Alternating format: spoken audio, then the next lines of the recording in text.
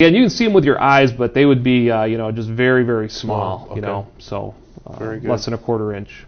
Now, we've had some problems with die-off from fish viruses.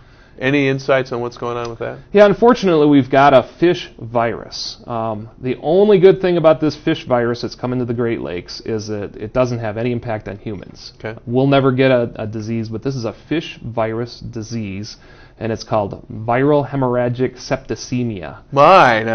That's a big word. Well, we just call it VHS for short. Remember those old things we used to have on our TVs? VHS. But right. It's a virus, and it'll kill fish. Wow. Basically, there's a number of viruses and things already in the Great Lakes, but this one was almost again confirmed. Probably came in by ballast water pathway. Okay. And just recently, they've taken some frozen fish samples at the Michigan DNR and analyzed them. It's a very detailed analysis to determine this virus.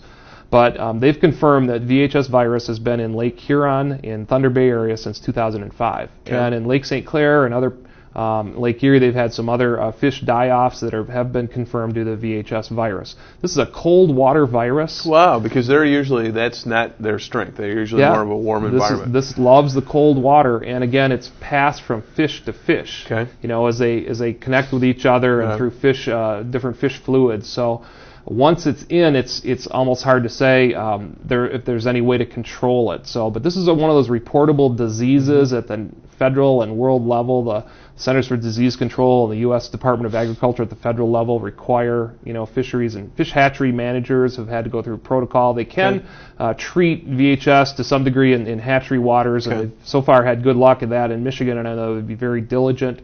But it is almost certain in Lake Michigan at this point as we speak, although it hasn't been 100% confirmed yet. Okay, so the impact over the long term, do the fish build up a resistance to this virus? That's a great question. We've had it in the Pacific Northwest for some time. This again came from Europe. We don't really know, but it definitely causes fish mortality. Okay. And so many muskellunge were confirmed dying off in Lake St. Clair in 2006 and 2005. And we were kind of concerned. They were hoping that it could be contained, but there's no controls. And just in January of 2007, it was definitely confirmed as been in Lake Huron, at least since 2005. Okay. What other concerns do you have on sort of the other exotic species coming up? I've heard something about some sort of flying fish that's potentially coming in. Yeah, one of our challenges is, again, the pathways. One of the pathways is we have a connection through the Chicago Sag River, direct through the Great Lakes, and unfortunately, we had some big floods in the early 90s, and these species of Asian carp were all brought in to the United States in big fish farms down Arkansas. Right. Well, some floods happened in the early 90s. They got into the Mississippi, and there's 3 species of Asian carp that have all been heading up the Mississippi. Okay. They're within 25 miles of the Great Lakes. Okay. One of those species is called the silver carp, and it is actually a porpoising type of fish. It can get spooked by outboard motor engines, and people have actually been hit by 20-pound fish on their jet skis. Wow. And, we don't want these plankton-eating fish in the Great Lakes. We already have carp, and they've been here a long time, but we don't want these 3 species. And so it's a very big issue with the federal government. They've created an electric shocking barrier in a sense. If a carp came up to it, it wouldn't kill it, but it would shock it enough it would repel it. They're doing some real detailed work, but that's only one pathway. If they're within 25 miles of the Great Lakes, it is not a good sign that they won't be in the Great Lakes eventually. Right. Is there any other sort of species you see over the horizon? Well, the plants, the invasive plants on the aquatic realm, there's all kinds of terrestrial ones as well, but in the aquatic realm, some of the, lake associates have really been fighting Eurasian water milfoil. And I know in Long Lake they've been working very diligently on 2 different pathways. One is sort of a bug-related pathway. That's right. The other one is using some sort of chemical, and it's been kind of interesting to learn about these. It's kind of an integrated approach, kind of a biological control as well as maybe where it's needed some chemical treatment that will pretty much kill most of the species of both good and bad weeds at the time. But the Eurasian water milfoil problem in our inland lakes, and it's in all of our Great Lakes at the edges, can really be a real nightmare. It's a challenging species. And yet we've been able to do some management. I've heard the estimates within our own state, Senator, that we spend $20 million a year on treatment of all the different inland lakes. They can kind of calculate based on the permits that are applied for, mostly chemical, some of the stuff with the little weevil that eats away at the stalks.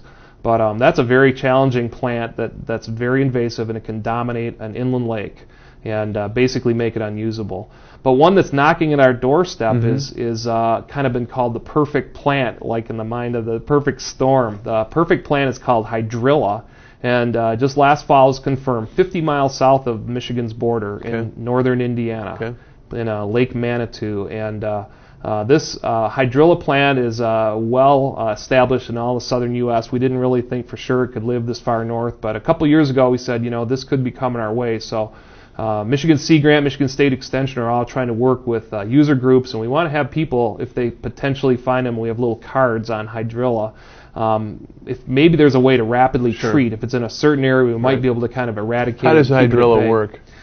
Well, it can grow up to an inch a day, and it has an inch a day, and as a plant, and it has tubers and tuberians, I think, that are all part of it, but the tubers can actually overwinter for like several winters without sprouting and then come back up again. So the Indiana is really going to take a very aggressive approach, but they already think when they discovered it, it may have been there 3 or 4 years before they discovered it. Wow. So it's going to be a very interesting thing to watch. But our concern is, how do we slow it down? Boat trailers might be one of those pathways if we have a little bit of weed, and the same with Eurasian water milfoil. A little bit of a frond can actually start a whole new plant growth in a whole new lake system.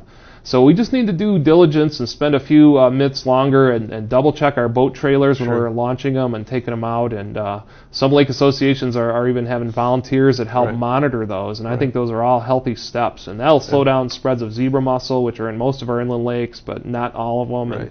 And we met with the Tip of the Mitt watershed folk, and they're working on sort of a model boat launch washdown site. Yes, that's a great. Because we work closely with the DNR in many different issues, but the question gets into is, what do you do with the water after you've rinsed them off your boats? Yep. And that is I never thought about that. Because they are talking that part of the way to clear out your ballast in your boat is to make sure you put just a little bit of like a bleach or something to change the pH in the water. That's What do you do with those types of things? So a little bit of chlorine will kill the zebra mussel veligers and maybe some other things. But again, how does that? We'd have to be really careful, and that's a great. That would be great to see an example of that in northern Michigan. That could be replicated both privately and publicly through time. So that's a wonderful effort. Well, we're coming rapidly to the end. One of the areas that I know that Michigan State's been working on is this whole Sea Grant area, and your involvement has been critical. There's been in the northern Michigan area. Let's see, you had John McKinney prior to you, and then Mr. Kelly. Tom Kelly was our original Sea Grant agent. We have folks based in the MSU Extension offices in Grand Haven, Traverse City, Marquette, Clinton Township, and Wayne County as well. So.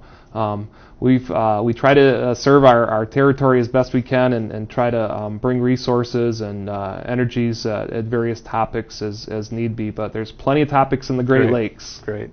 Well, Mark, we really appreciate it. We'll have some contact information on it at the end of the program to get in touch with you. This concludes another edition of our Northern Michigan Focus and Update with Senator Jason Allen. We appreciate our viewers watching this program. It's available on the internet through YouTube or on podcasts, or you can contact our office through the address listed below. Thank you.